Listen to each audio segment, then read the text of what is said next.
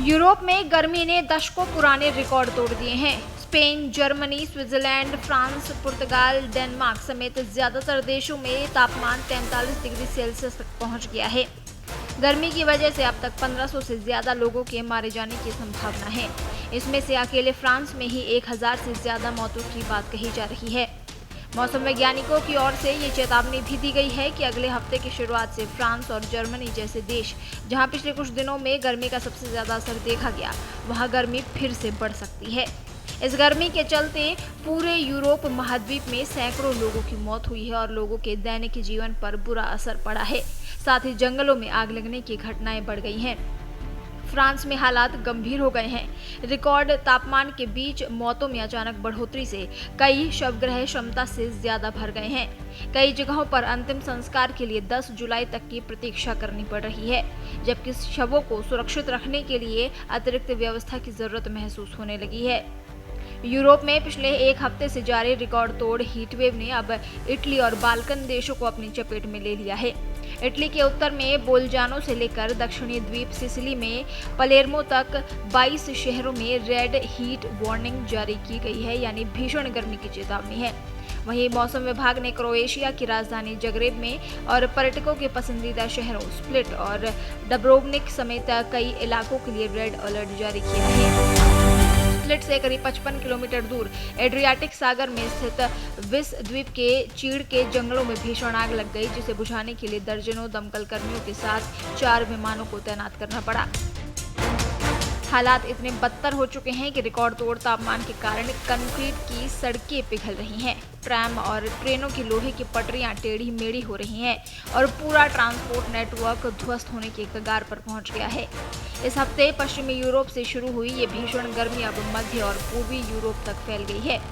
Denmark में साल 1874 के बाद से अब तक का सबसे गर्म दिन दर्ज किया गया, जहां तापमान 37 डिग्री सेल्सियस तक पहुंच गया। इसके अलावा स्विट्जरलैंड के बासेल में पारा 38.8 डिग्री और चेक गणराज्य में रिकॉर्ड 40.8 डिग्री सेल्सियस दर्ज किया गया। वहीं ब्रिटेन में जून के महीने ने साल 1976 का रिकॉर्ड तोड़ते हुए 37.3 डिग्री सेल्सियस का आंकड़ा छू लिया। जर्मनी के बर्लिन के बाहर A2 मोटरवे पर भीषण गर्मी के कारण कंक्रीट के स्लैब अचानक फट गए, जिससे हाईवे का एक बड़ा हिस्सा क्षतिग्रस्त हो गया। रेल ऑपरेटर ने पटरियों के फैलने के खतरे को देखते हुए यात्रियों को गैर जरूरी यात्रा न करने की चेतावनी दी है। फ्रांस में गर्मी का असर बिजली उत्पादन पर भी पड़ा है। सरकारी बिजली कंपनी EDF को अपने न्यूक्लियर पावर प्लांट की कूलिंग प्रोसेस प्रभावित होने के कारण बिजली उत्पादन कम करना पड़ा है। इस जानलेवा मौसम ने यूरोप के हेल्थ केयर सिस्टम को घुटनों पर ला दिया है। पेरिस के अस्पतालों में सामान्य से 1/3 ज्यादा मरीज पहुंच रहे हैं, जिससे निपटने के लिए सभी 38 सरकारी अस्पतालों में इमरजेंसी प्लान लागू कर दिया गया है। अस्पतालों पर बढ़ते दबाव को देखते हुए पेरिस प्राइड मार्च को टालना पड़ा और एक 3 दिवसीय म्यूजिक फेस्टिवल को रद्द कर दिया गया। अब सवाल उठता है कि यूरोप और भारत में समान तापमान होने के बावजूद यूरोप में पड़ने वाली 43 डिग्री की गर्मी इंसानी शरीर को कहीं ज्यादा बेहाल क्यों कर रही है। मौसम वैज्ञानिकों और डॉक्टरों के अनुसार यूरोप की भौगोलिक स्थिति, हवा में नमी का स्तर और वहां के घरों की बनावट इस सामान्य से दिखने वाले तापमान को वहां के लोगों के लिए बेहद खतरनाक बना देती है। यूरोप का कूलिंग सिस्टम भारत के कूलिंग सिस्टम से पूरी तरह अलग है।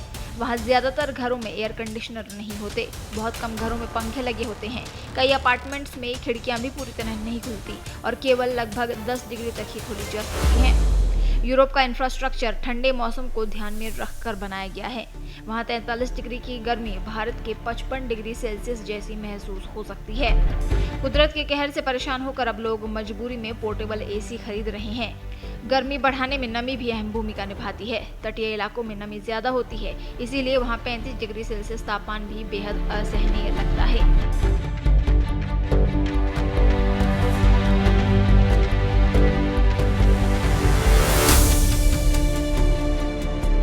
देश दुनिया की ताजा खबरें और वीडियोस के लिए अभी डाउनलोड करें पत्रिका ऐप।